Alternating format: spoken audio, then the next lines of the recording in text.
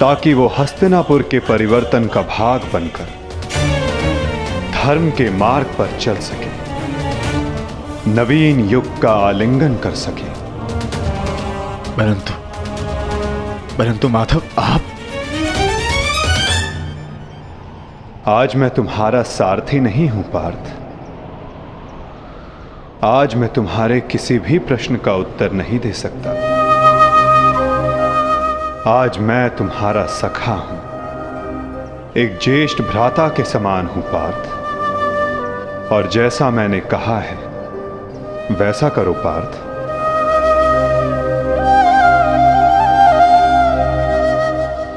अभी किसी और से मिलने का समय है।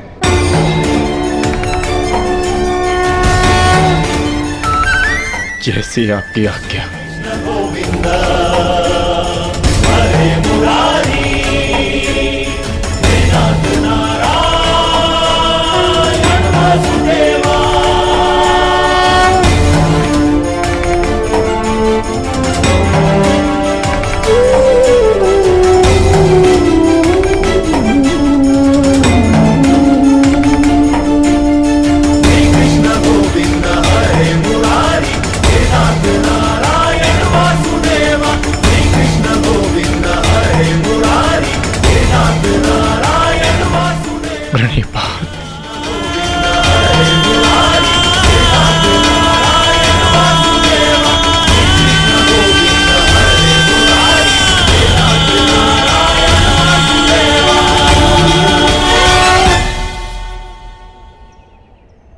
कौरव वंश के वट वृक्ष महामहिम भीष्म, जिन्हें इच्छा मृत्यु का वरदान था, क्या वासुदेव ने उन्हें अपने छल से धराशाही नहीं करवाया है?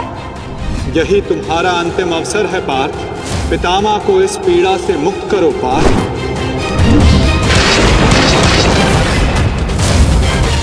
वासुदेव ने द्रोण पुत्र अश्वत्थामा की मृत्यु का छल रचकर आचार्य द्रोण का वध नहीं करवाया है?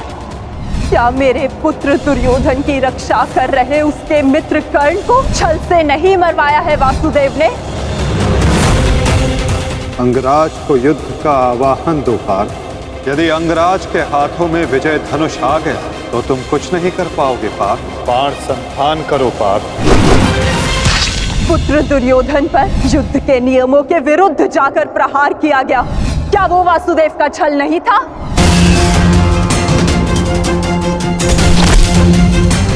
मैं तुम्हें श्राप देती हूँ कि जिस प्रकार तुमने मेरे कुल का अंत किया है, तुम्हारा कुल भी ऐसे ही आपस में लड़कर नष्ट हो जाएगा।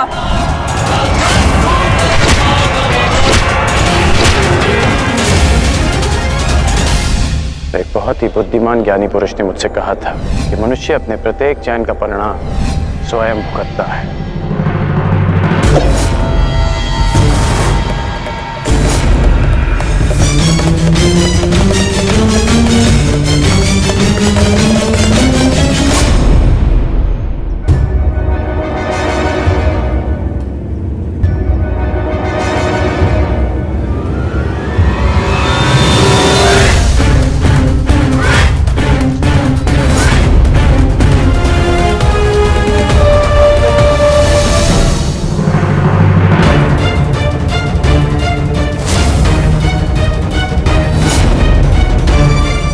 आज अच्छा आखेट मिलेगा।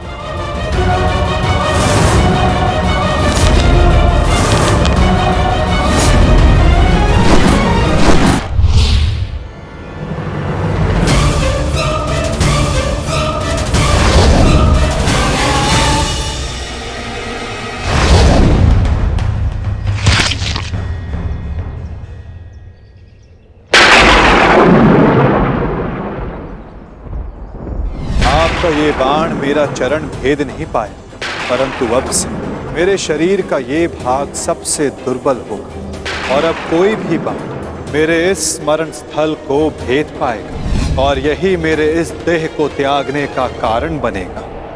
आपका स्वागत है कालदेव। माता गांधारी का श्राप अब पूर्ण हुआ।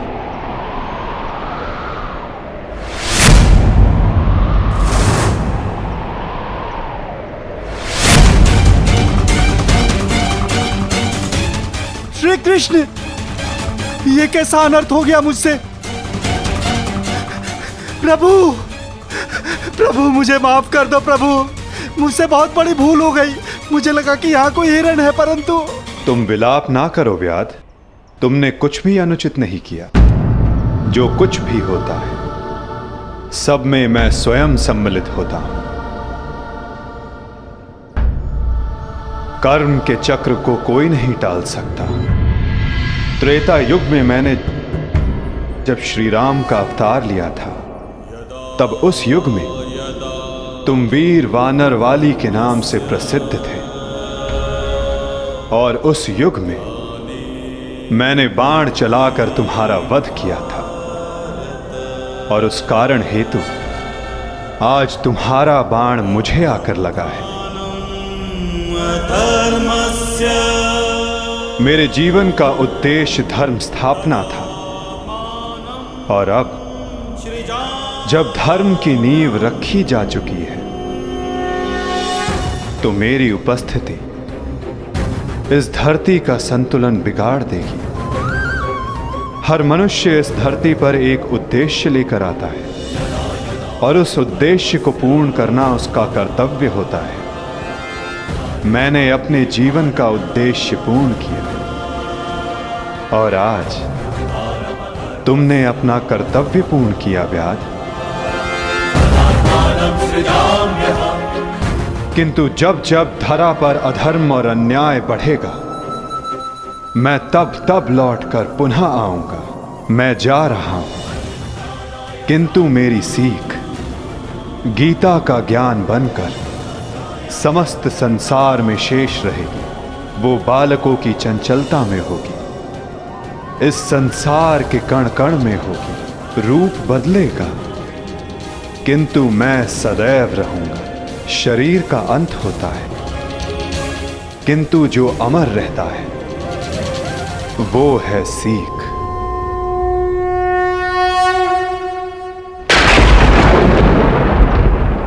पंचभूतों की बनी ये देह केवल वस्त्र है।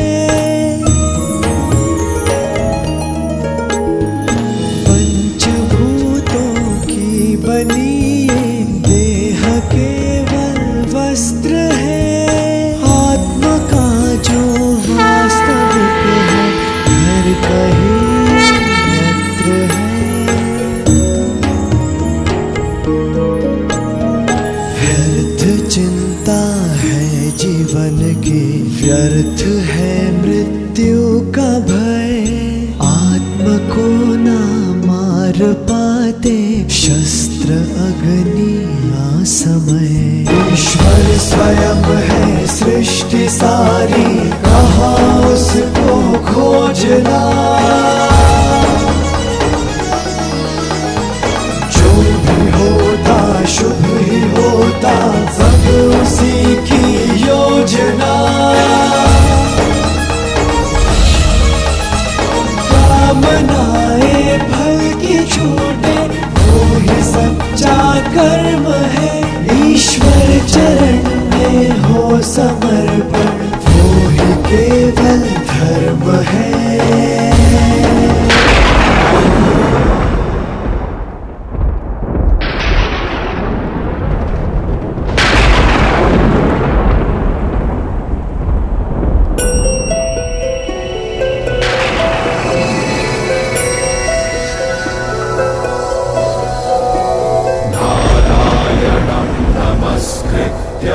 नरं चैव नरोत्तमं देवं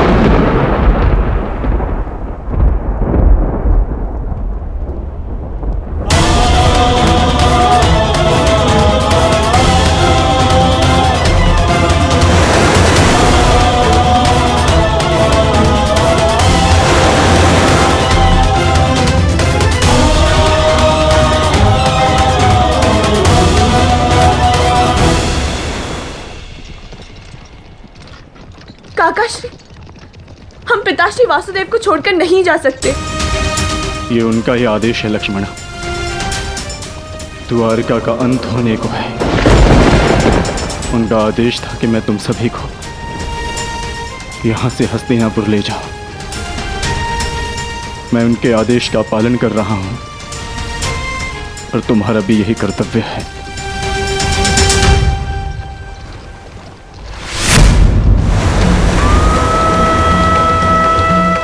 हे भगवान,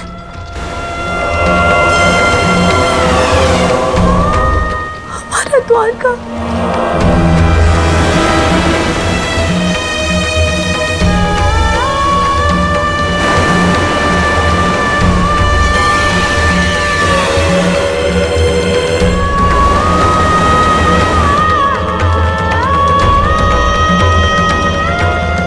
माधव का संदेश था लक्ष्मणा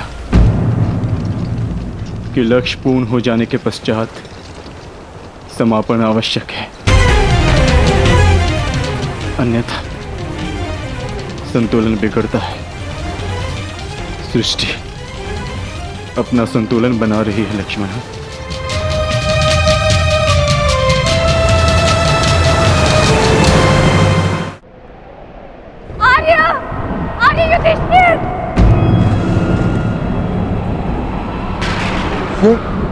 ये तो पांचाली का स्वर है।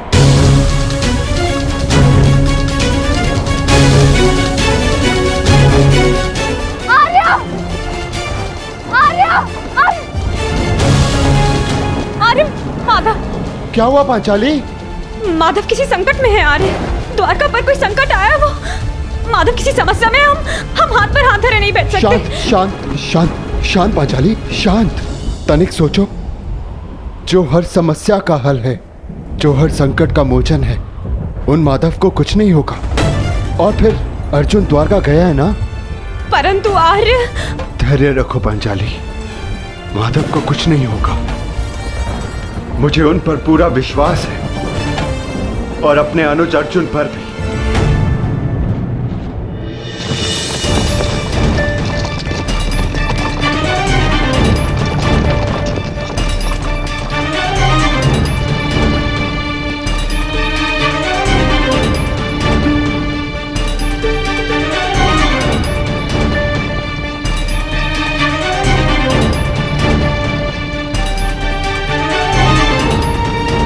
सारथी, रथ रोको।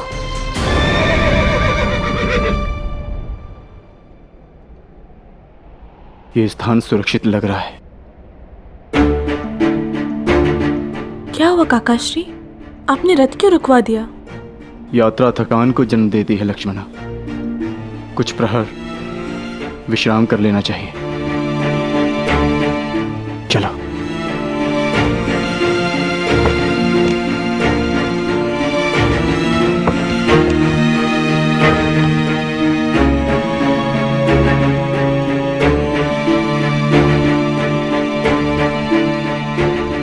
आज मैं तुम्हारा सारथी नहीं हूं पार्थ, आज मैं तुम्हारा सखा हूं। एक ज्येष्ठ भ्राता के समान हूं पार्थ, और जैसा मैंने कहा है वैसा करो पार्थ।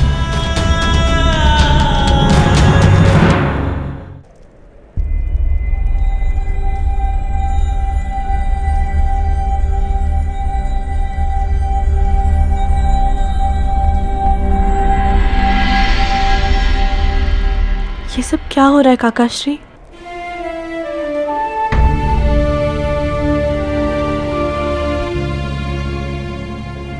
हम सभी मनुष्यों का जीवन एक यात्रा के भांति होता है लक्ष्मणा, जिसे हमें पूर्ण करना होता है। जहां से एक मनुष्य की यात्रा समाप्त होती है, वहीं से एक दूसरी यात्रा का आरंभ होता है। और यही जीवन है। परंतु हमारी यात्रा अभी शेष है लक्ष्मणा। तुम थक गई होंगी, जाओ विश्राम कर लो। जैसी आपकी आज्ञा हो।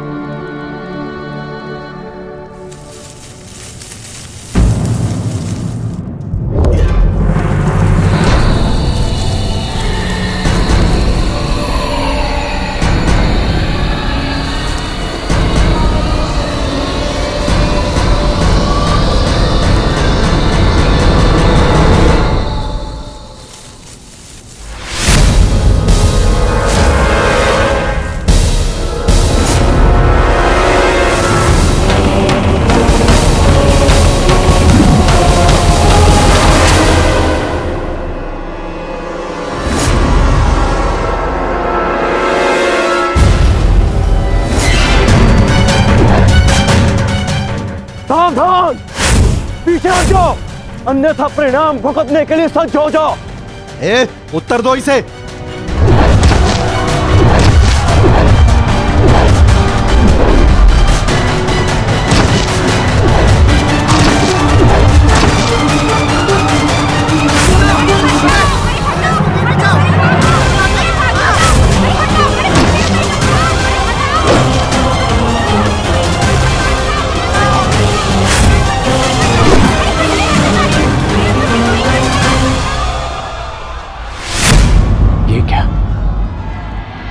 मैंने तो सहस्त्र चलाया था, मेरे बाण शस्त्र बाणों में परिवर्तित क्यों नहीं हो रहे?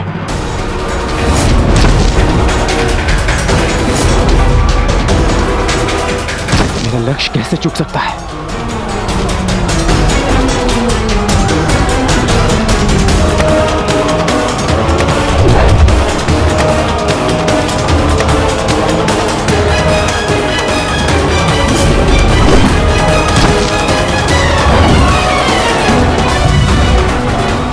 पर्वतास्त्र।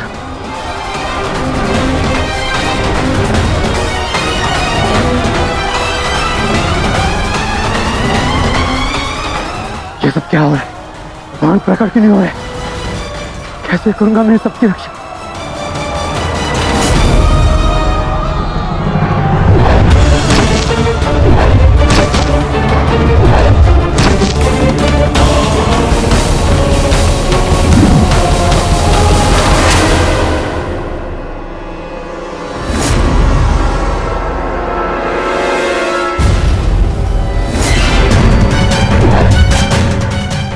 सावधान, पीछे हट जाओ, अन्यथा परिणाम भुगतने के लिए सज्ज हो जाओ।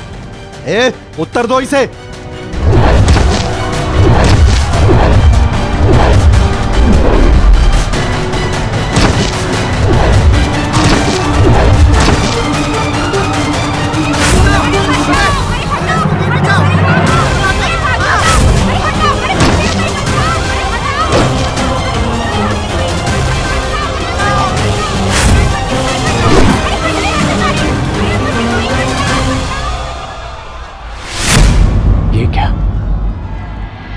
मैंने तो सहस्त्र चलाया था, मेरे बाण शस्त्र बाणों में परिवर्तित क्यों नहीं हो रहे?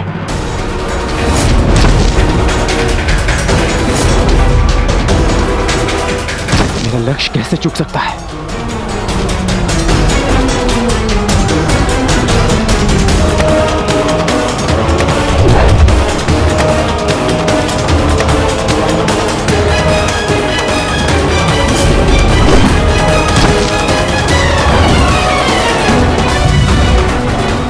पर्वतास्त्र।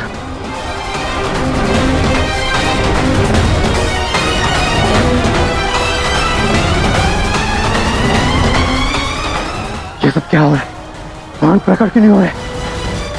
कैसे करूंगा मैं सबकी रक्षा?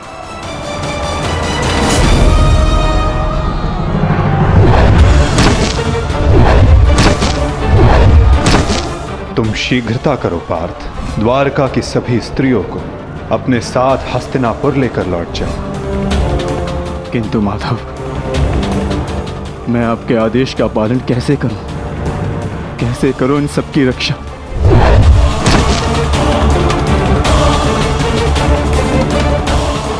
लक्ष्मण,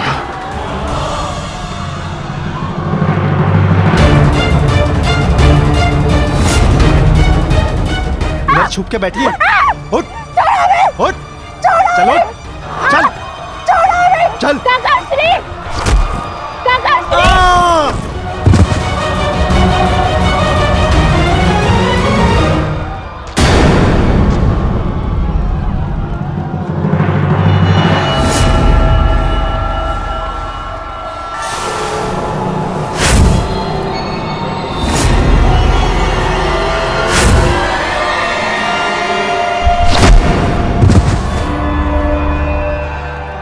वो दिन समाप्त हुए अर्जुन, जब सारा संसार तुम्हारे गांडीव से कांपता था। अब नवयुग आरंभ हो चुका है।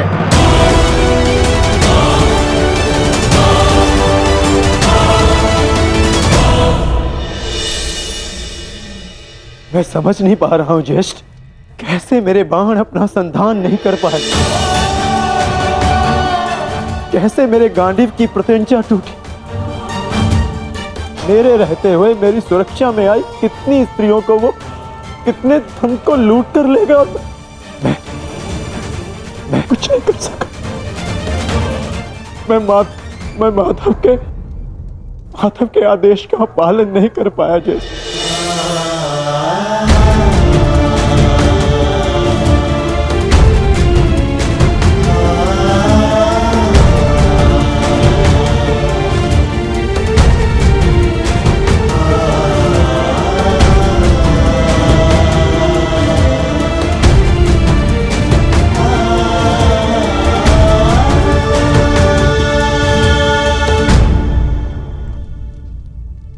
नाश हो गया, कुछ नहीं बचा। माधव का संदेश क्या है अर्जुन? हर प्राणी के जीवन का एक कारण होता है, एक लक्ष्य होता है पार्थ, और उस लक्ष्य के पूर्ण हो जाने के पश्चात उसका सृष्टि में रहना संतुलन बिगाड़ता है। द्वारका की सभी स्त्रियों को और बालकों को अपने साथ हस्तिनापुर लेकर लौट जाओ, ताकि वो हस्तिनापुर के परिवर्तन का भाग बनकर धर्म के मार्ग पर चल सके, नवीन युग का आलिंगन कर सके। मैं समझ गया अर्जुन, मैं समझ गया।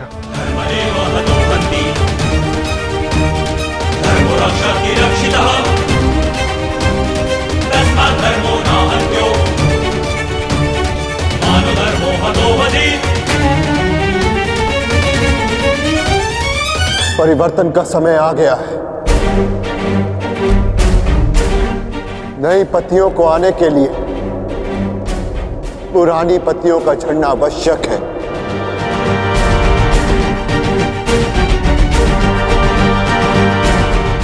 आपका मंतव्य क्या है आर्य? शीघ्र ही सबको सब कुछ समझ आ जाएगा।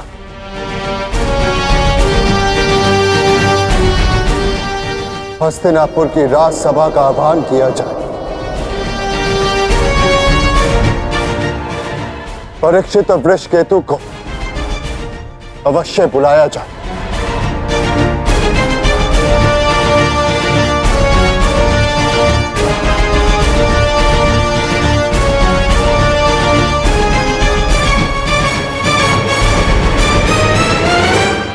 आज ये सभा यहां इसलिए बुलाई गई है, जो योग्य है उसे उसका अधिकार प्राप्त हो। हम सब यहां अपनी नई पीढ़ी का स्वागत करने के लिए एकत्रित हुए हैं। वृषकेतु,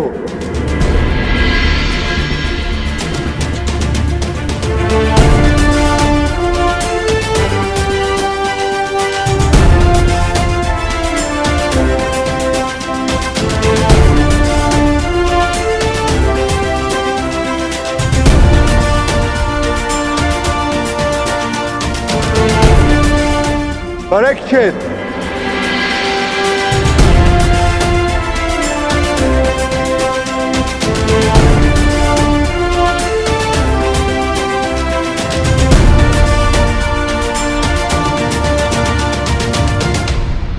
मैं सम्राट युधिष्ठिर आप सभी के समक्ष परीक्षित को हस्तिनापुर का राजा घोषित करता हूं। महाराज परीक्षित की, महाराज परीक्षित की, महाराज परीक्षित की, महाराज परीक्षित की। और वृषकेतु को इंद्रप्रस्थ नरेश घोषित करता हूं। महाराज वृषकेतु की, महाराज वृषकेतु की, महाराज वृषकेतु की, महाराज वृषकेतु की।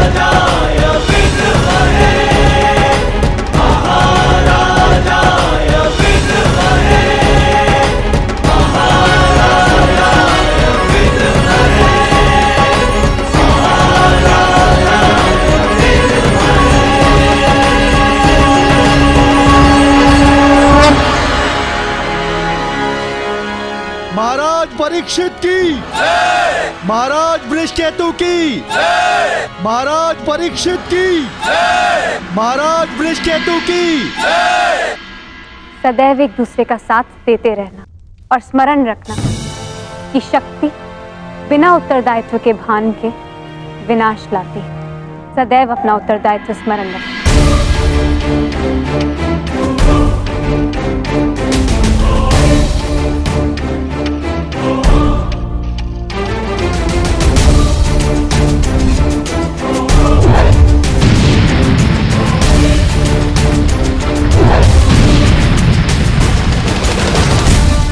तुम्हारे पिता ने तुमसे छोटी आयु में चक्रव्यूह तोड़ा था।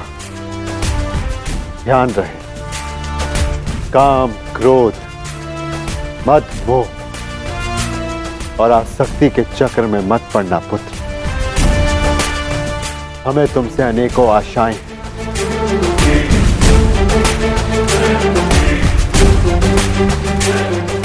और तुम्हें उन पर खरा उतरना है। मुझे विश्वास है कि मेरे पश्चात परिवर्तन का अध्याय प्रारंभ होगा। हमारे पिता समाज के लिए प्रेरणा थे। तुम भी उनके जैसे सूर्य बनकर चमकना, उनके यश को और भी अधिक उज्ज्वल करना पुत्र।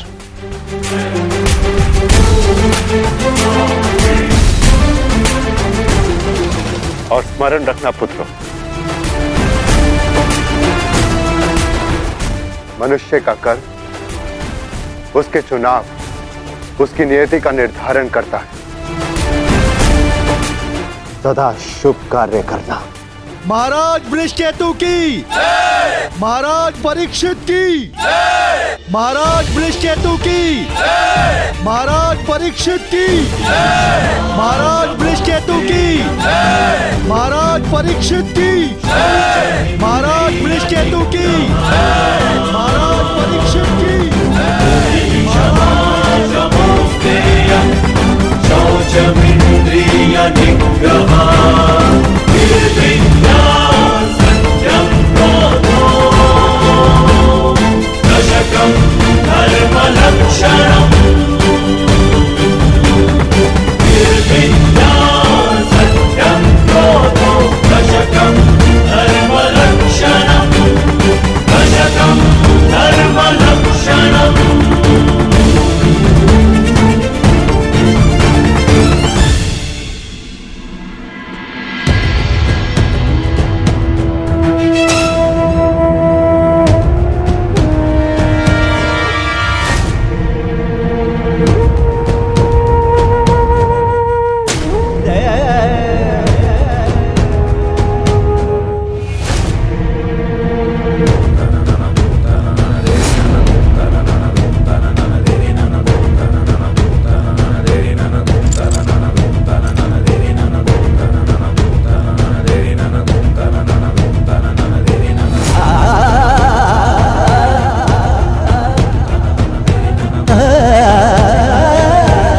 ज्येष्ठ भीतर कर क्या रहे? उन्हें भीतर के काफी समय हो गया है। हमें भीतर जाकर देखना चाहिए।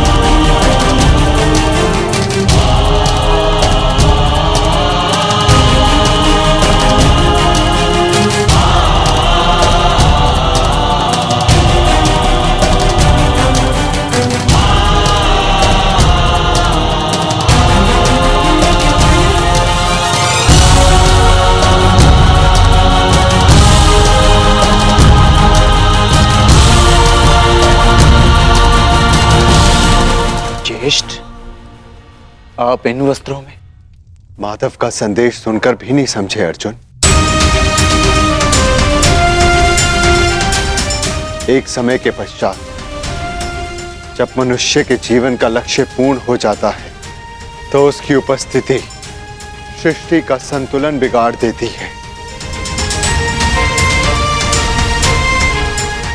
इसीलिए मैंने यह निर्णय लिया है कि मैं महाप्रस्थान करूंगा।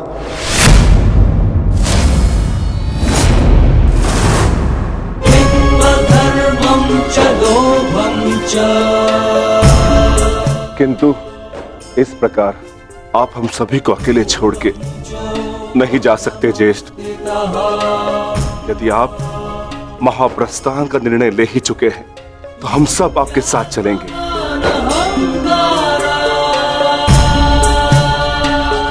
क्योंकि जहां आप है ज्येष्ठ वही हमारा घर है।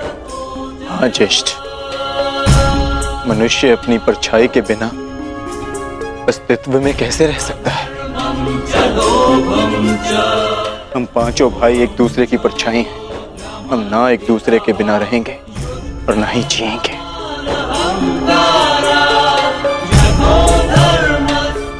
एक बार फिर आप सबने अपने भ्राता प्रेम का उदाहरण प्रस्तुत किया, किंतु मेरा क्या आर्य?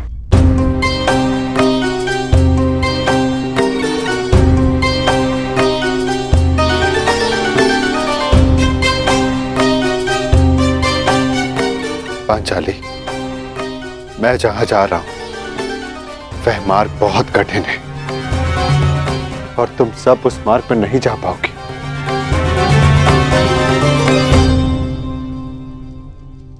कोई भी मार्ग मेरे जीवन रूपी मार्ग से ज्यादा कठिन तो नहीं हो सकता ना आर्य?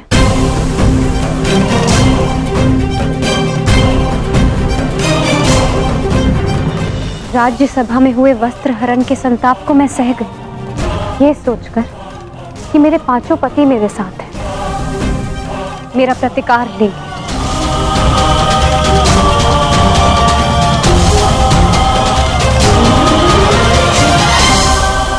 राज्यसभा में हुए वस्त्र हरण के संताप को मैं सह गई, ये सोचकर कि मेरे पांचों पति मेरे साथ हैं, मेरा प्रतिकार लेंगे।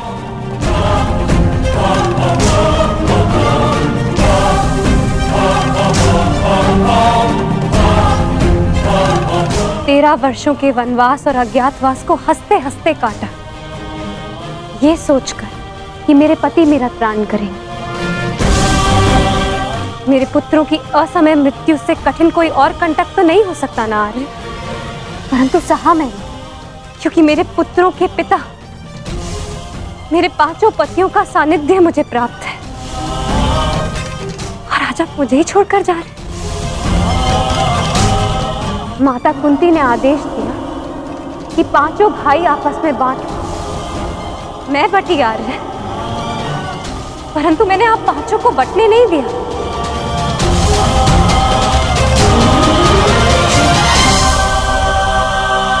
अब चाहे मार्ग के कांटे हो या पत्थरों की ठोकरें, हम सबका प्रारब्ध साथ है।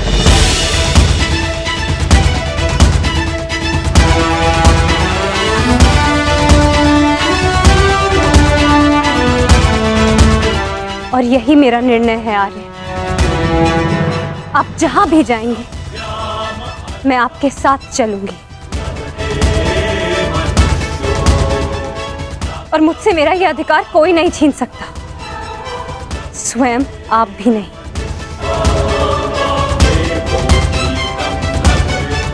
मैं चयन कर चुकी हूं आर्य। अब इस यात्रा का जो भी परिणाम होगा मुझे स्वीकार होगा।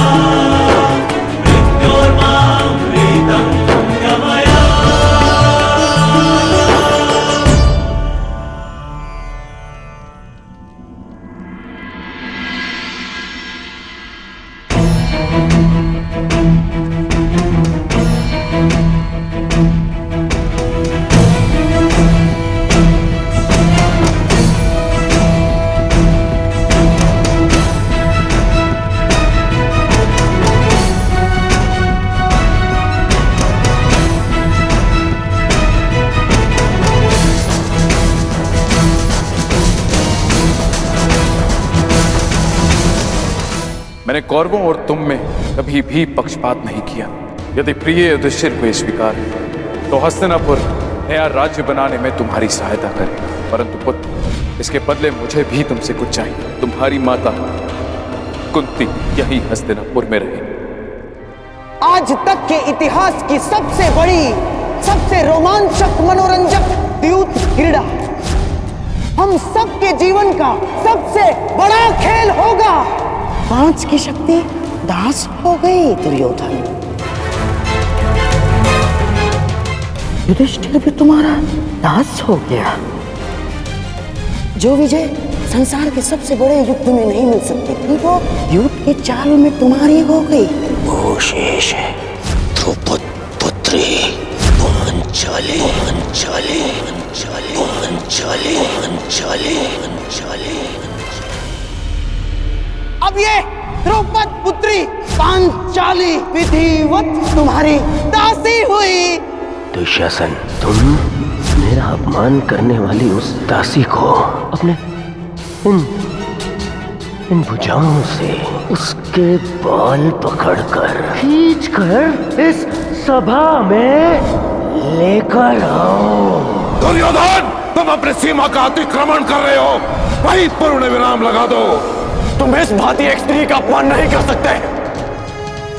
सावधान दुर्योधन, आप अपनी प्रतिज्ञा की सीमा में बंधे हैं पितामह। आप अपने वचन से बंधे हैं आचार्य। और तुम कर्ण, मेरी मित्रता के बंधन में बंधे हो कर्ण। लीजिए ज्येष्ठ आपका आदेश ना मानने वाली दासी। आओ दासी द्रौपदी, आकर मेरी टंगा में बैठो। आओ। वस्त्र हरण करो इस दासी का।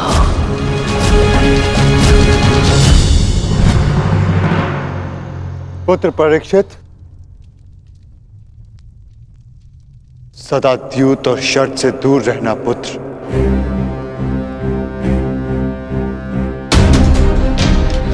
क्योंकि ये मनुष्य को काल के गर्त में पहुंचा देता है।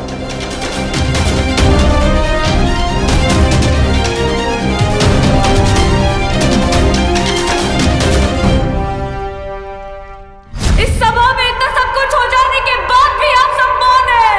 परंतु इस अधर्मी दुर्योधन को उसके कुकर्मों का दंड अवश्य मिलेगा।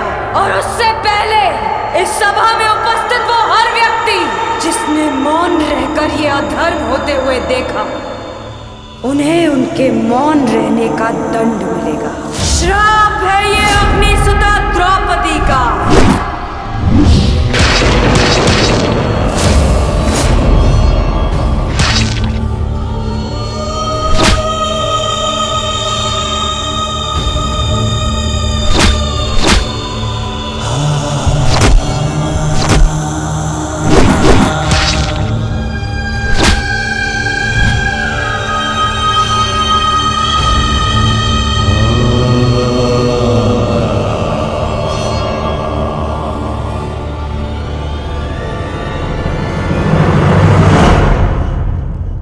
सदा स्त्री का सम्मान करना पुत्र। किसी को भी स्त्री का अपमान न करने देना, क्योंकि स्त्री का अपमान प्रकृति भी नहीं सहती।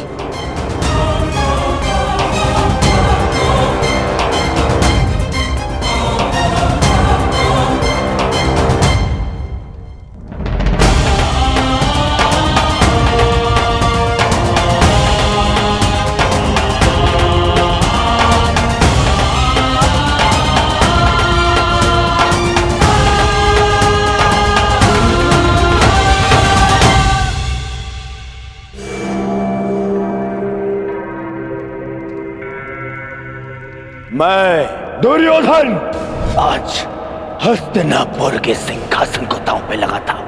बस दुर्योधन, हस्तिनापुर पर तुम्हारा कोई अधिकार नहीं। तो जिनका अधिकार है मैं उन्हीं से पूछ लेता हूँ। पिताश्री, मेरा इस सिंहासन पे अधिकार नहीं। अधिकार है पुत्र, और मैं तुम्हें उस अधिकार का प्रयोग करने की अनुमति देता हूं। यदि एक अवसर इस क्षण बंद न हुई तो परशुराम शिष्य द्रोण के बाणों को कोई नहीं रोक पाएगा। आचार्य द्रोण, आप इस सभा के सभासद हैं और नियम अनुसार सभा के समाप्त होने तक आप नहीं उठेंगे, अन्यथा आप दंड के पात्र होंगे। स्मरण रखना पुत्र, राजा वो नहीं जो राज्य की सीमा के पार देख सके। राजा वो है जो प्रजा की आंखों की सीमा में आए एक आंसू को देख सके।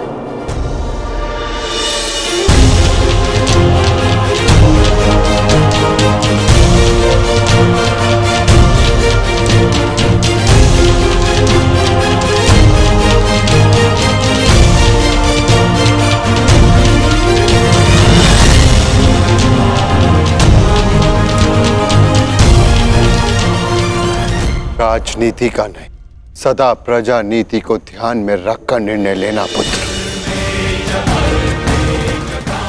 क्योंकि यदि प्रजा प्रसन्न न तो राजा के मुकुट में जड़े रत्नों को कांटे बनते समय नहीं लगता।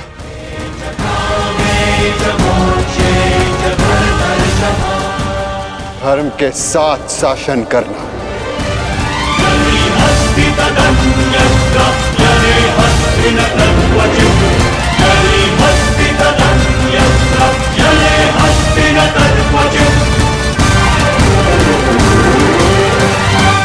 महाप्रस्थान का समय हो गया है।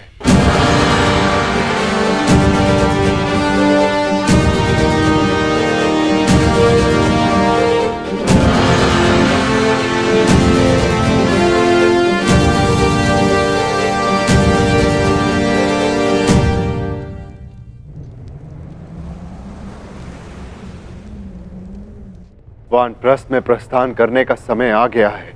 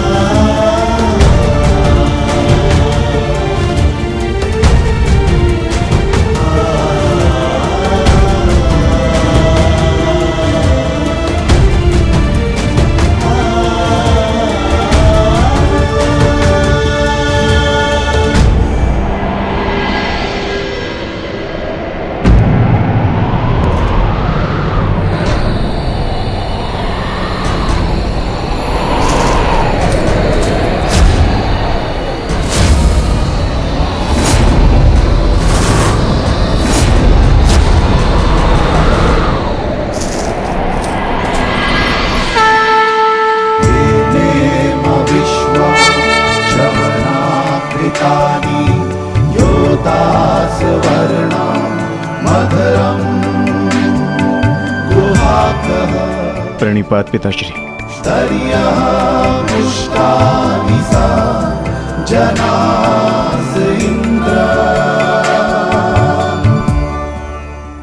महाप्रस्थान का अर्थ समझते हो ना पुत्रों?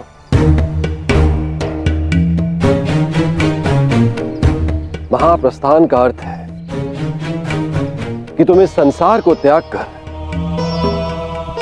परलोक जाना चाहते हो।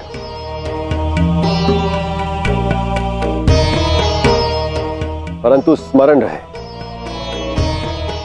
यह मार्ग इतना सरल नहीं है पुत्रों। हमारे समक्ष अनेक विपदाएं, अनेक समस्याएं उत्पन्न होंगी।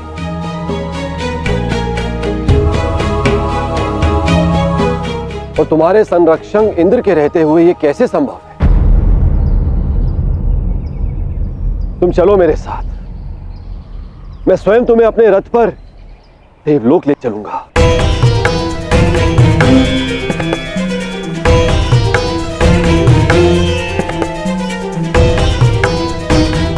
आपका हमारे प्रति ये प्रेम गदगद कर देने वाला है इंद्रदेव, परंतु हम आपके साथ जाएंगे या नहीं, इसका निर्णय स्वयं इंद्रपुत्र लेंगे।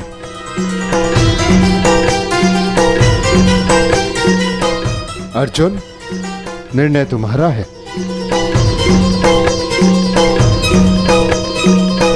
पिताश्री, हम पूर्ण रूप से देव नहीं, हमारे भीतर आधा अंश मानवों का है और मनुष्य को परलोक तक पहुंचने के लिए यात्रा करना अनिवार्य है। हम मनुष्य की पीड़ा और समस्याएं सहते हुए महाप्रस्थान करेंगे।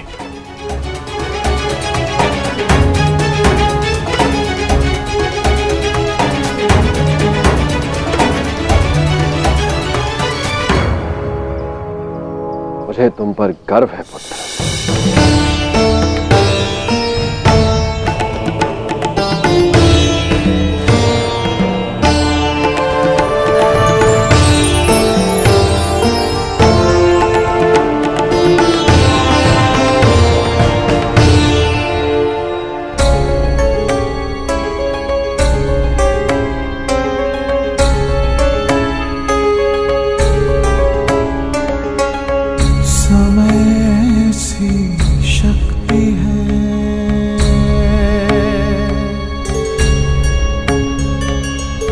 सभी समय से हारे,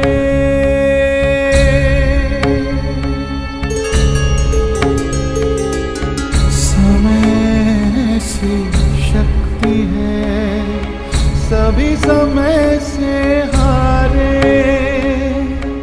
राजा हो या रंग सभी बनते रहे बेचारे। समय बड़ा महान है इस जग में, समय बड़ा महान, समय बड़ा महान है इस जग में, समय बड़ा महान।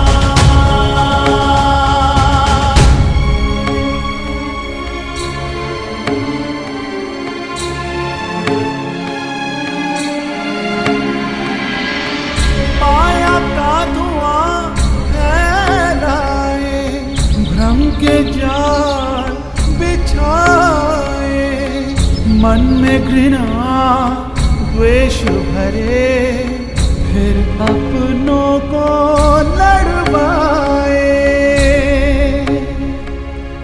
सही समय पे सत्य को लाए, झूठ को करे किनारे। राजा हो या रंक सभी बनते रहे बेचारे, बनते रहे बेचारे। समय बड़ा महान है इस जग में, समय बड़ा महान, समय बड़ा महान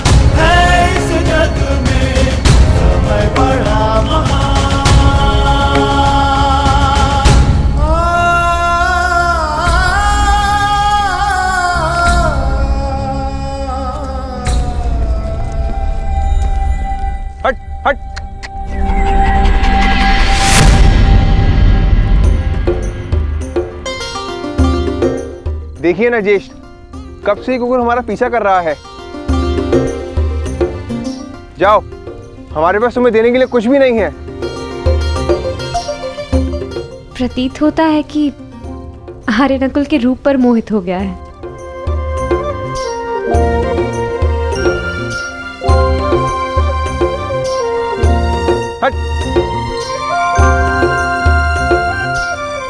रहने दो नकुल, यदि ये भोला जीव साथ आना चाहता है तो इसे आने दिया जाए।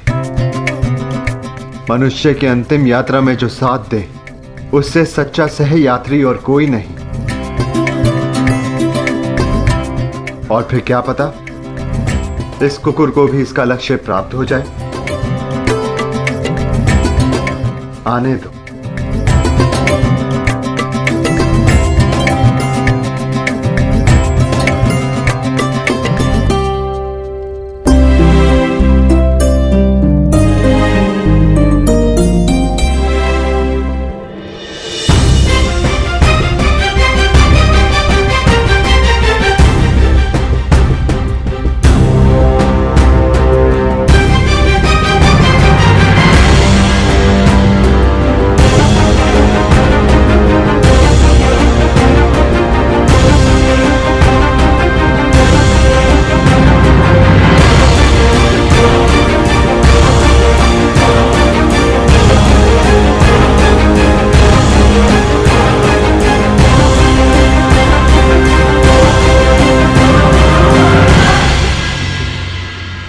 ज्येष्ठ, ऐसे कठिन चढ़ाई हम कैसे चढ़ेंगे?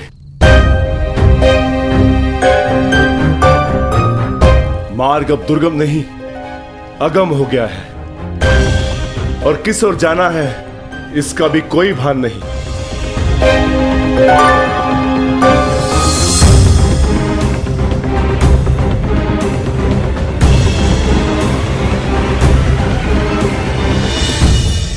हमें कैलाश पर जाना है भीम, और अब वही मार्ग दिखाएंगे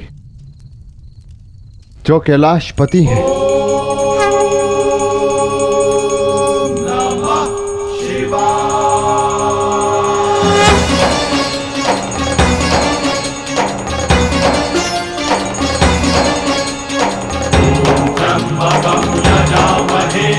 सुगंधिं पुष्टिवर्धनम् उर्वारुकमिव बन्धनात् मृत्युर्मोक्षीयमामृतात्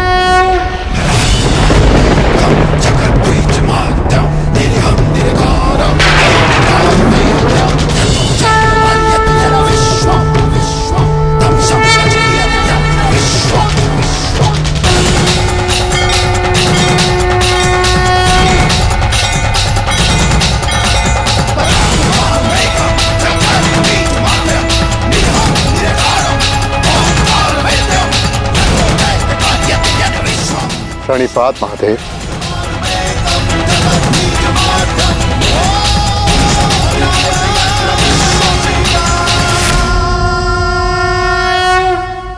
तपस्या तो सभी करते, परंतु अपने कर्म में रत रहकर भी जो इष्ट का स्मरण करे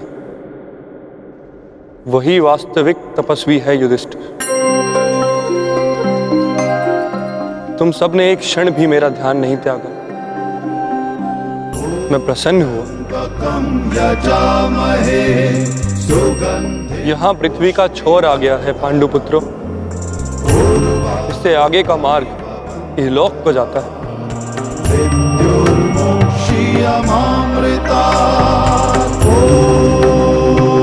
नमः शिवाय। मार्ग दिख नहीं रहा है महादेव। क्योंकि इस मार्ग पर चलने का मूल्य चुकाना पड़ता है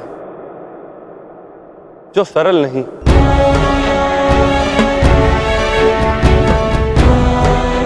इस मार्ग पर जाने के लिए सब कुछ त्यागना पड़ता है, वो सब जिसकी आवश्यकता उस लोक में नहीं। हर भाव, हर गुण, हर अवगुण, हर शक्ति, सब कुछ त्यागना होगा।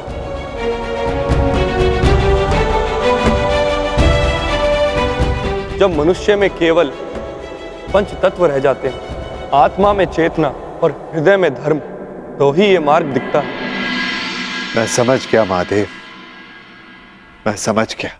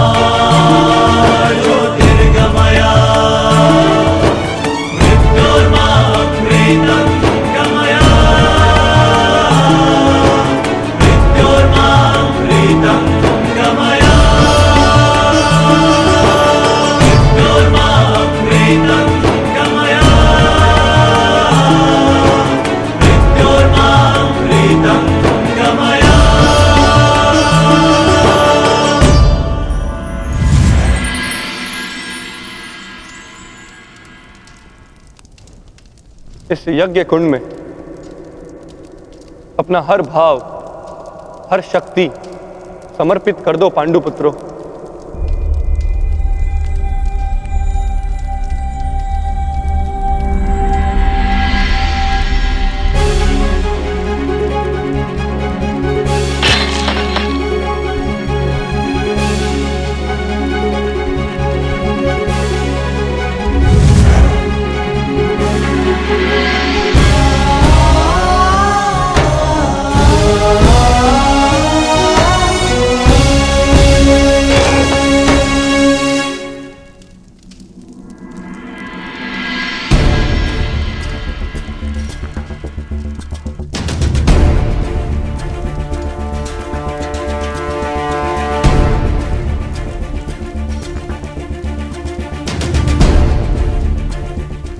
मैं इस गांडीव का और उन समस्त शस्त्रों का परित्याग करता हूं जो मैंने देवों से पाए।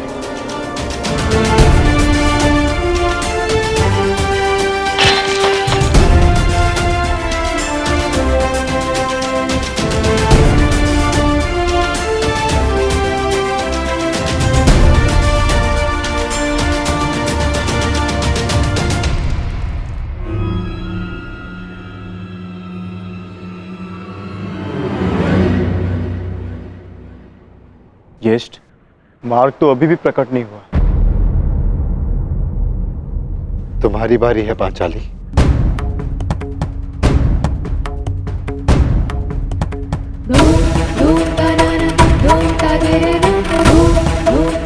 ना ही मेरे पास कोई अस्त्र है और ना ही कोई शस्त्र,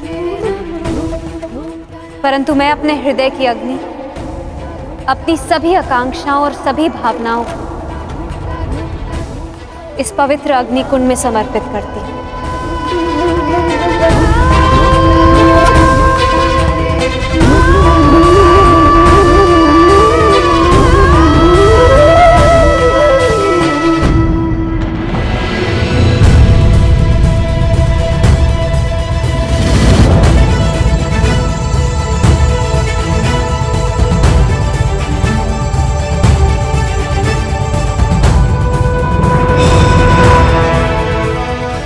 तुम्हारी यात्रा मंगलमय हो पुत्र।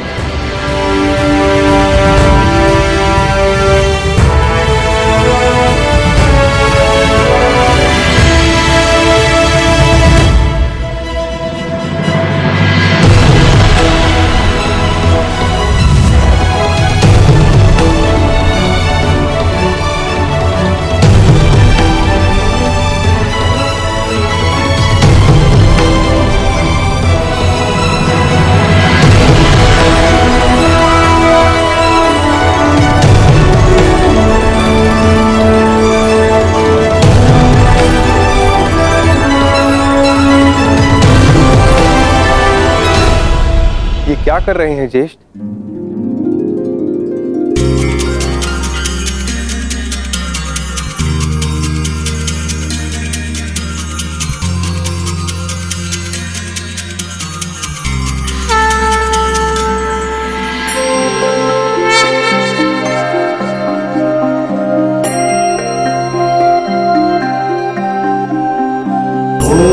त्र्यंबकं यजामहे सुगंधिं पुष्टिवर्धनम् उर्वारुकमिव बन्धनात् मृत्युर्मोक्षीयमामृतात्। यहाँ महादेव ने हमें जीवन का अर्थ समझाया है। सुगंधिं पुष्टिवर्धनम्। अब से इस स्थान को केदारनाथ के नाम से पुकारा जाएगा।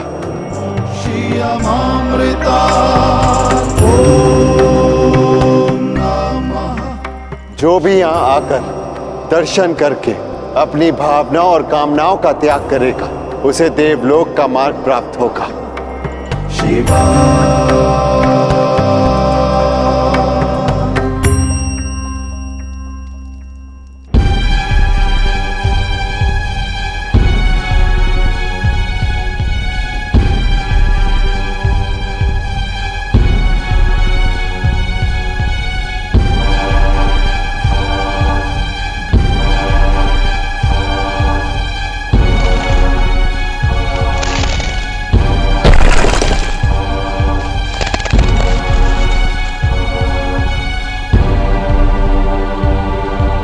अब क्या करें ज्येष्ठ? आगे कोई मार्ग दिखाई नहीं दे रहा और ये चढ़ाई और भी कठिन होती जा रही है। आर्य, अब तक हर समस्या में मैं आप लोगों से आगे बढ़कर मार्ग ढूंढती आई। मैं आगे जाकर देखने का प्रयास करती हूँ।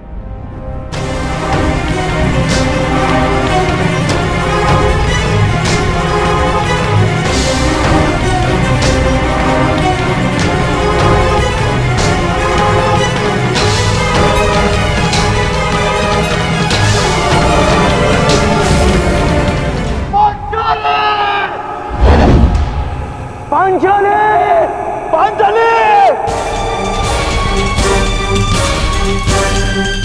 पांचाली! पांचाली! पांचाली!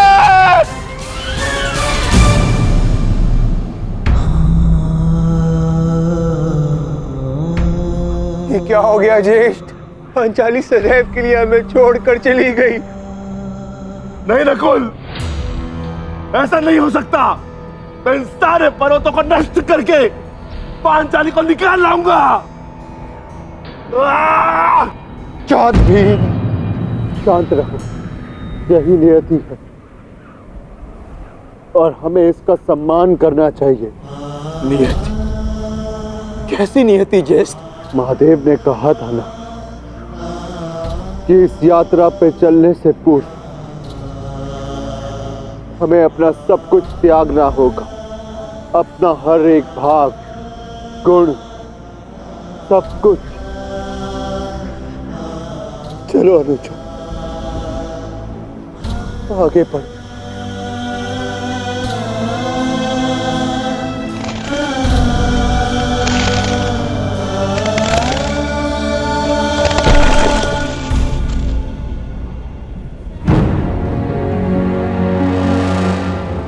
देखिए ज्येष्ठ, कितना सुंदर पुष्प है। मैं इसे अभी लेकर आता हूं।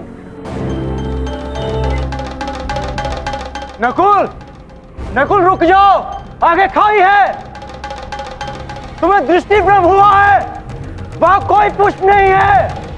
ज्येष्ठ, आप इसे नहीं देख पा रहे हैं, बिल्कुल निकट से इसे मैं देख पा रहा हूं। नकुल!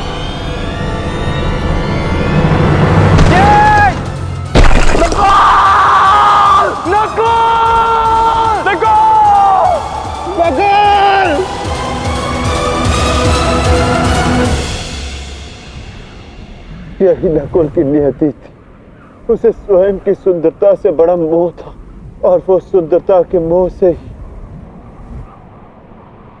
अंत को प्राप्त हुआ। वो अपने मोह के भाव को नहीं त्याग पाया और इसी कारण उसका अंत हुआ। आगे बढ़ो अनुजा, यात्रा भी शेष है। आओ।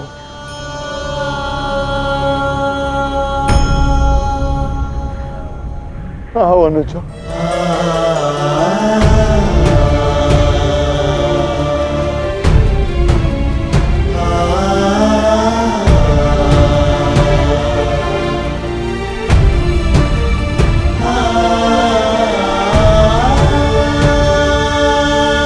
सहदेव, नकुल, मैं यहां हूं। नकुल,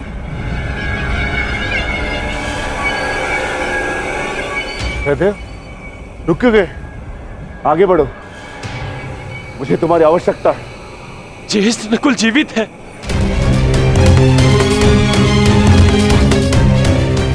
ज्येष्ठ, मैं उसे सुन सकता हूं,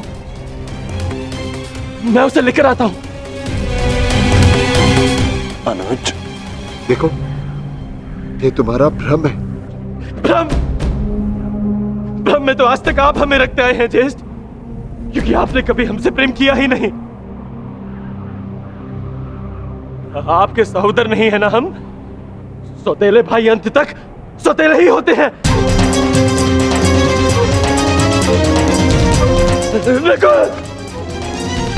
ये क्या प्रलाप है?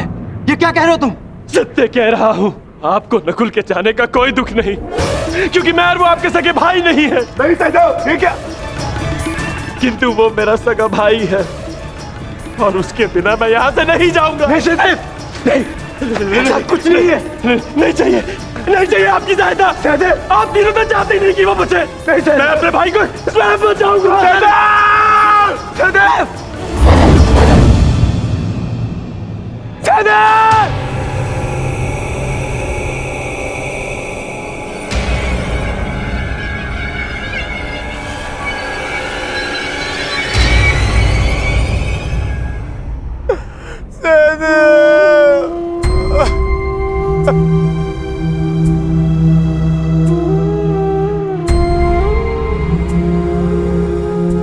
उसकी मृत्यु का कारण था संदेह।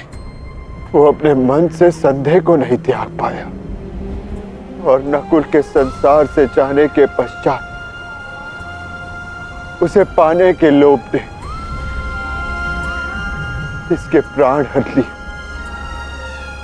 आगे बढ़ो, जाना सबको वही है।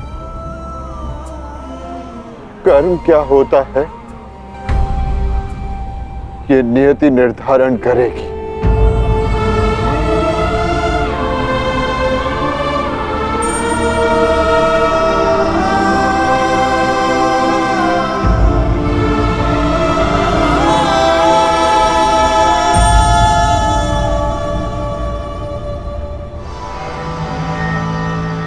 ज्येष्ठ,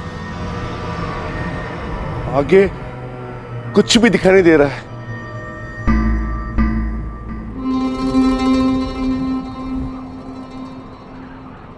अब आगे का मार्गदर्शन मैं कराऊंगा। जिस प्रकार महाभारत में आगे रहकर सबके लिए मार्ग मैंने बनाया, यहां भी मार्ग मैं ही बनाऊंगा।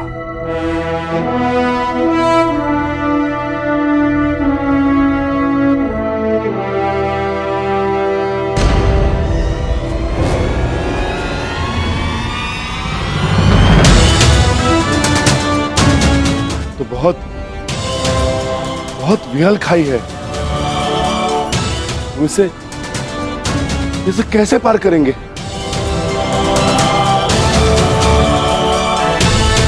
इसे पार करना कौन सी बड़ी बात है भ्राताश्री। गांडीव नहीं, परंतु आचार्य द्रोण की शिक्षा तो है मेरे पास।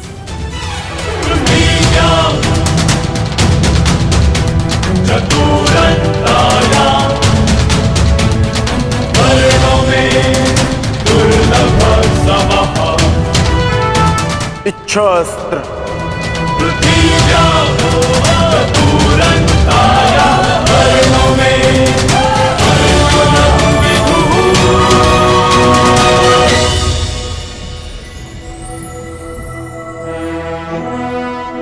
पार जाने का प्रबंध हो गया है ज्येष्ठ। आगे बढ़िए।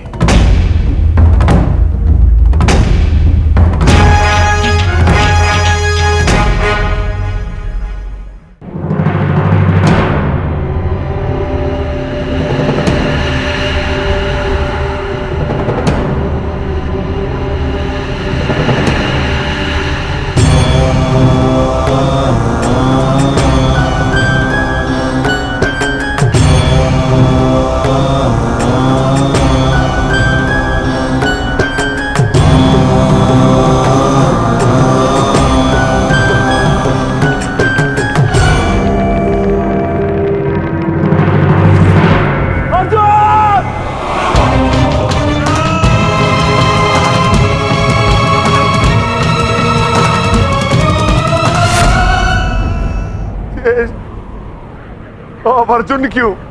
क्योंकि उससे मत था कि उससे श्रेष्ठ कोई नहीं। केदारनाथ में वो अपने मत को नहीं त्याग पाया, इसीलिए वो अंत को प्राप्त हुआ। आगे बढ़ो अनुज, यात्रा शेष है। बस बहुत हो गया ज्येष्ठ। मार्ग कार ढूंढते हैं। मैं पवन पुत्र हूँ, श्री हनुमान का अनुज हूँ। मैं अपने स्वयं के बल से मार्ग बनाऊंगा, नष्ट कर दूंगा इन सारे पर्वतों को।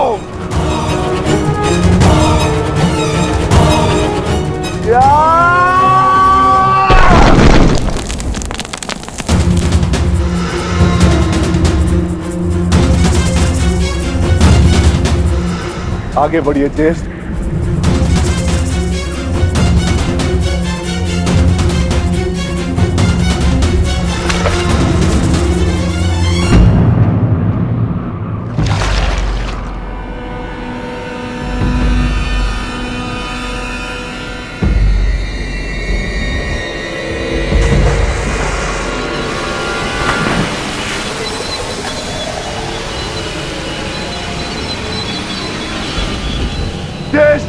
मुझे बचाइए।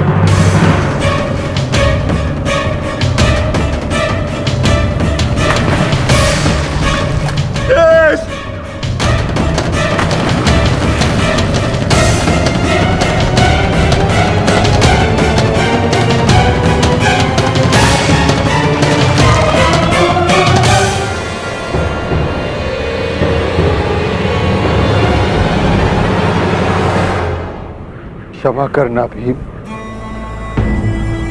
तुम महाबली पवन पुत्र भीम हो, अपनी सहायता करने में सक्षम हो, परंतु ये भोला कुकुर अपनी सहायता नहीं कर सकता, इसीलिए मैंने इसे बचाया। मैं समझ गया ज्येष्ठ, मेरा अंत आ गया है, परंतु इससे पूर्व मैं अपने अंत का कारण जानना चाहता हूं। ज्येष्ठ बताइए। क्रोध, तुम्हारा क्रोध भयंकर था विक्रोधन। तुमने क्रोध में उनके भी प्राण लिए जिन्होंने कोई दोष नहीं किया था। और आज तुम्हारे अंत का कारण क्रोध ही है। तुम्हें शांति मिले अनुज। धर्मं च लोभं च मोहं चोषमस्थितः युध्याधमानहंकारा यतो धर्मस्ततो जयः।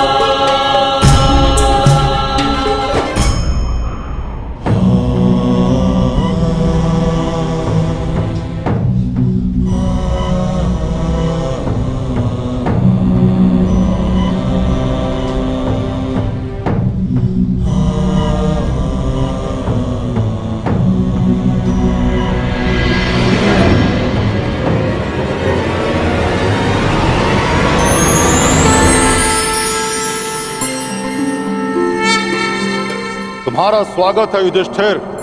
वस्वताय धर्मराजाय भक्तानुग्रह कृतये। प्रणिपात धर्मराज।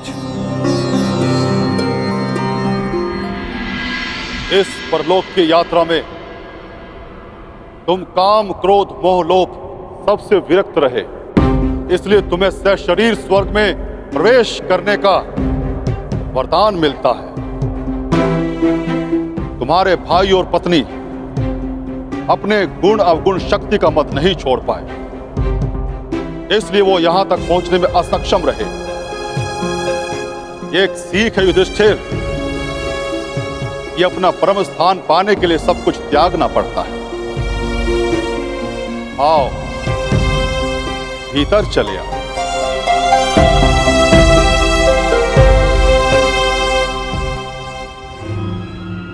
आओ मित्र, भीतर चले। तुम इस कुकुर को अंदर नहीं ले जा सकते युधिष्ठिर।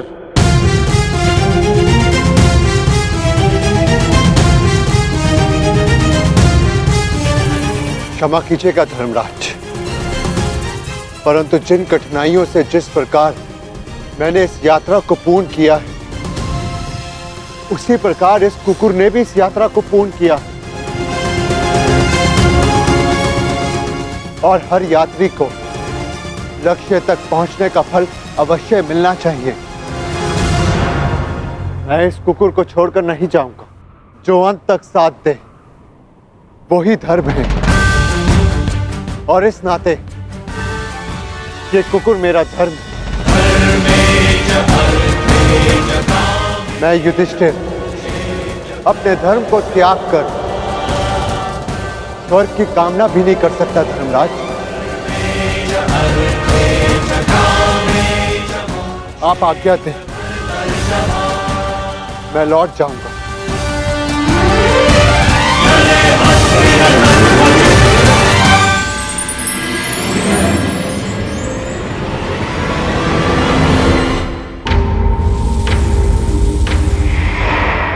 साधुवाद युधिष्ठिर, तुम अपनी परीक्षा में पूर्णतः सफल रहे। जो धर्म का साथ नहीं छोड़ता, धर्म उसे अवश्य परम धाम ले जाता है। चलो मेरे साथ स्वर्ग चले। जैसी आपकी आज्ञा धर्मराज।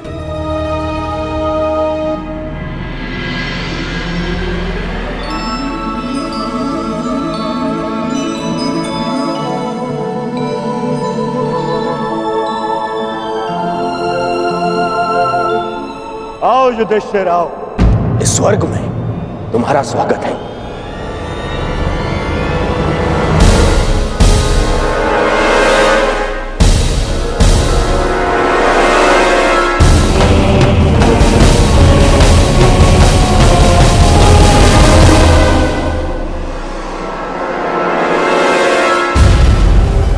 अंततः हम मिल ही गए।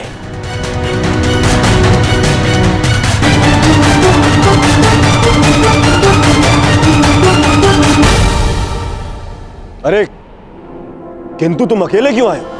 तुम्हारे बाकी पांडव और पांचाली उन्हें कहां छोड़ाए?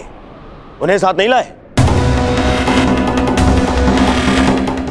अरे कहीं ये भय तो नहीं था कि मैं दोबारा तुम्हारे भाइयों को दास बना दूंगा और द्रौपदी को दासी। हाँ,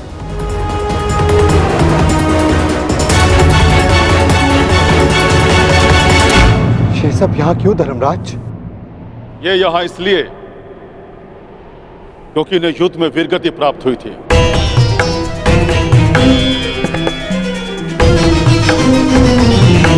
और ये पहले से निश्चित था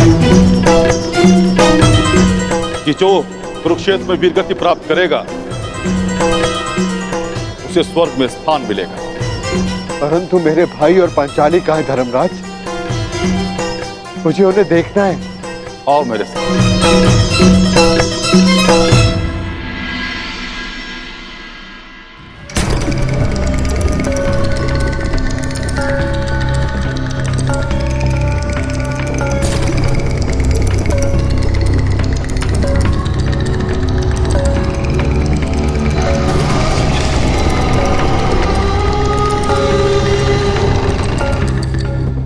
ये सब क्या है धर्मराज? कैसा स्थान है ये? ये नर्क है युधिष्ठिर। नर्क? नर्क।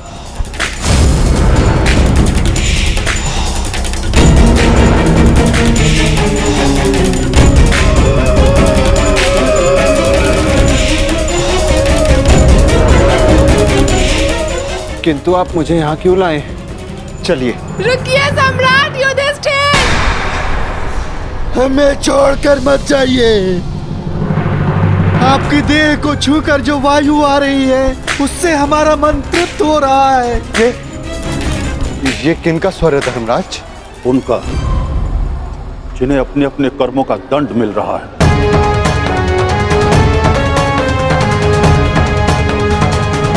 मैं उनसे मिलना चाहता हूं। चलिए मेरे साथ।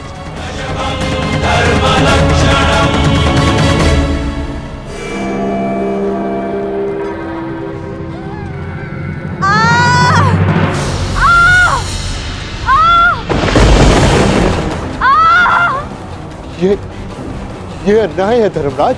पांचाली ने पाप नहीं किया था, उसके साथ पाप हुआ था। नहीं धर्मराज, तुम भूल रहे। पांचाली ने दुर्योधन का अपमान किया राजसूय यज्ञ में। अंधे का पुत्र अंधा।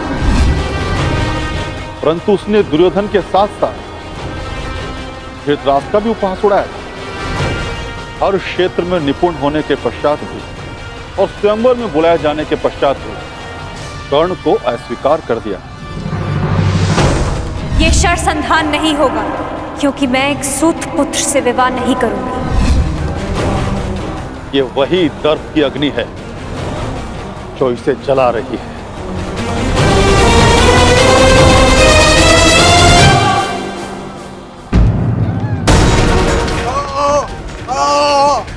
वो ये कौन है?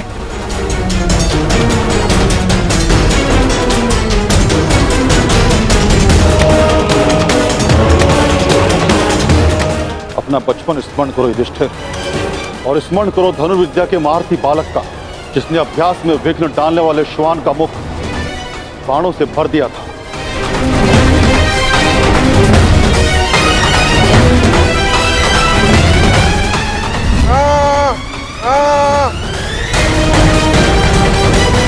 एकलव्य? परंतु ये एकलव्य नहीं, ये वो है जिसके कारण एकलव्य को धनुर्विद्या का त्याग करना पड़ा और अपने अंगूठे का भी त्याग करना पड़ा।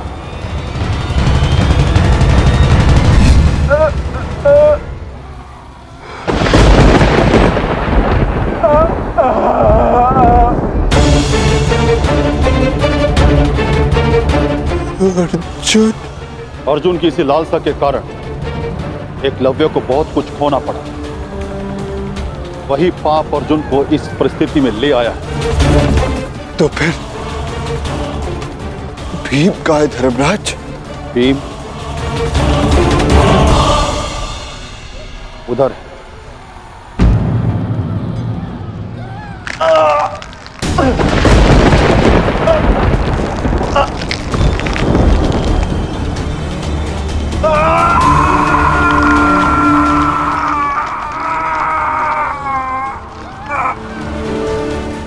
की ये दशा क्यों धर्मराज? भीम ने किस प्रकार अनीति से जरासंध को मारा था,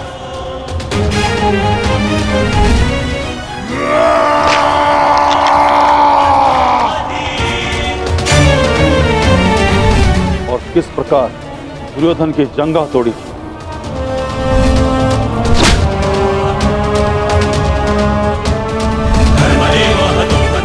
अपने प्रतिशोध के चलते किस तरह से भीम मनुष्यता त्याग बैठा और रक्त पिपासु बन गए। धर्म की स्थापना के लिए कभी कभी वध आवश्यक हो जाता है, परंतु बर्बर बनना उचित नहीं। भीम को उसकी बर्बरता का दंड मिल रहा है। क्या नकुल सहदेव को नहीं देखना चाहोगे? नहीं नहीं धर्मराज, वो दोनों फूल से जैसे बालक, मेरे पुत्र जैसे, मेरे भाई नहीं। मैं उन्हें नहीं देख पाऊंगा, नहीं देख पाऊंगा मैं उन्हें।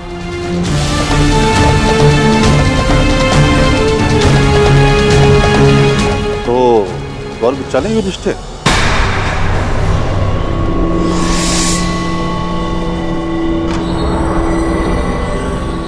मैं क्यों? क्योंकि तुम अकेले अपने भ्राताओं में निष्पाप हो, इसलिए तुम्हें स्वर्ग में स्थान मिला।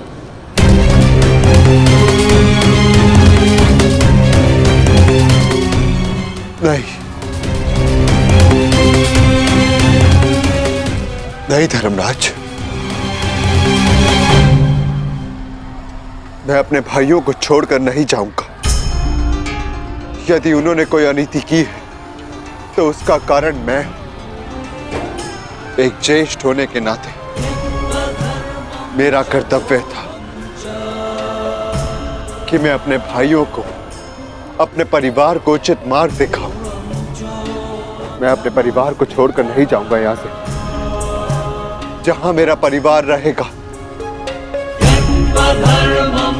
वही मेरे लिए स्वर्ग है।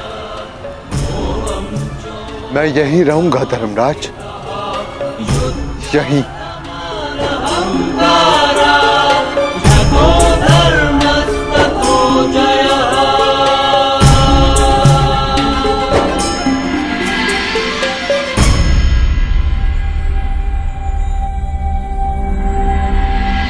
अद्भुत युधिष्ठिर, अद्भुत। तुम्हारे कर्मों में केवल एक पाप था धर्मराज युधिष्ठिर। तुमने अपने गुरु द्रोणाचार्य से अश्वत्थामा के लिए आधा सच कहा, और वो आधा सच पूरे झूठ से बढ़कर था। इसलिए तुम्हें ये यातना दी गई। तुम्हारे सभी भ्राता और समस्त परिवार वहां है स्वर्ग में, तुम्हारे स्वागत के।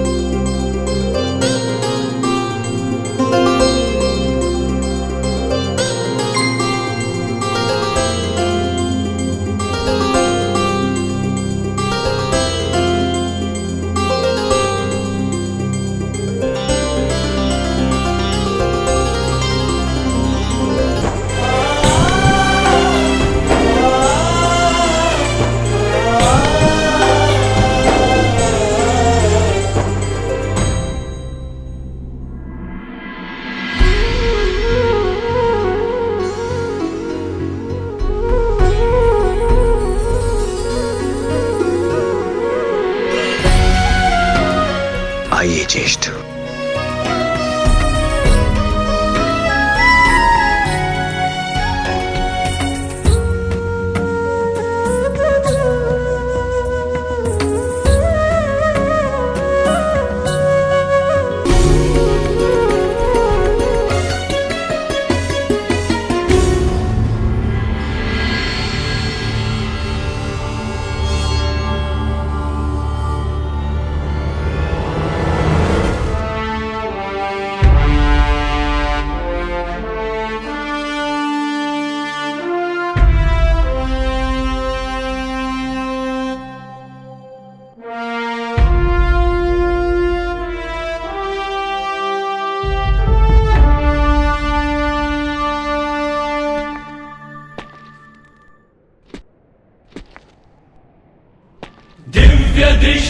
से बाण शक्ति से जीते ये सारा रण।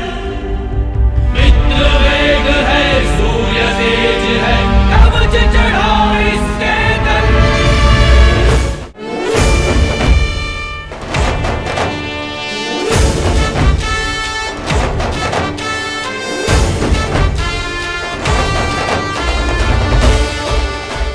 ज्येष्ठ,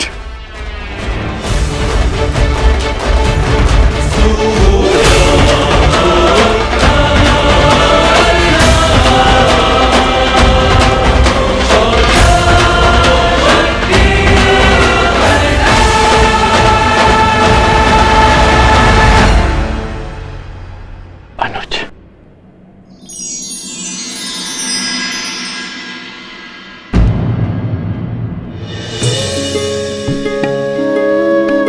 माधव,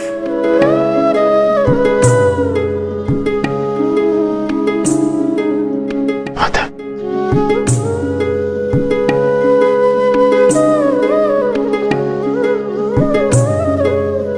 हाँ धर्मराज, और देखो आज सारे 106 भाई एक साथ स्वर्ग में हैं, और यदि धरती पर ये सारे 106 भाई एक साथ होते तो धरती को स्वर्ग बना देते। युद्ध सदैव अंतिम प्रयास होता है, प्रथम प्रयास सदैव प्रेम होता है। प्रेम से संब्रह्म जन्म लेता है, और संब्रह्म से आदर, आदर से करुणा, और जब मनुष्य में करुणा होती है तो वो एक दूसरे की आवश्यकताएं समझता है, उसकी पीड़ा समझता है, उसके निर्णयों का सम्मान करता है। और जहां एक दूसरे के लिए सम्मान हो, वहां युद्ध के लिए कोई स्थान नहीं होता।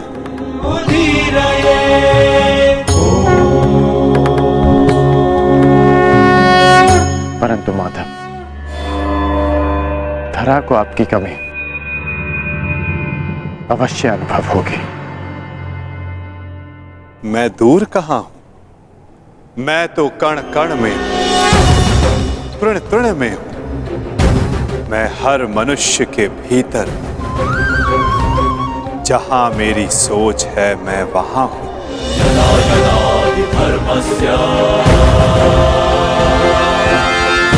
भवति भारत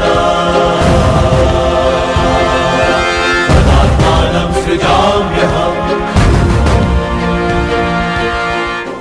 जब जब आवश्यकता होगी मैं तब तब आऊंगा,